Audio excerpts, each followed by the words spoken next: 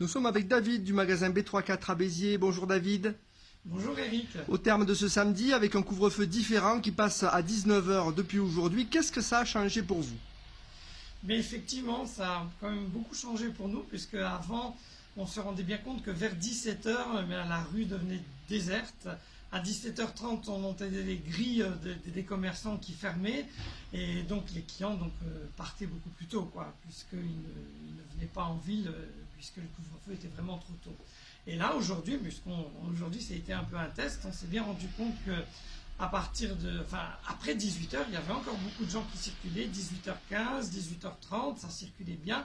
Moi, par exemple, j'ai eu des clients qui sont arrivés après 18 h, qui ont acheté, qui ne se sont pas précipités pour partir, ce qui n'était pas le cas avant, puisqu'avant, j'avais parfois des clients vers 16 h 30, même 16 h, qui me disaient vite, vite, on doit partir parce qu'on a 1 heure de route avec les embouteillages en ce moment qui sont plus tôt, on doit vite partir.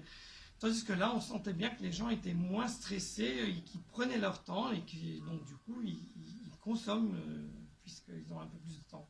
Donc c'est plutôt une bonne chose.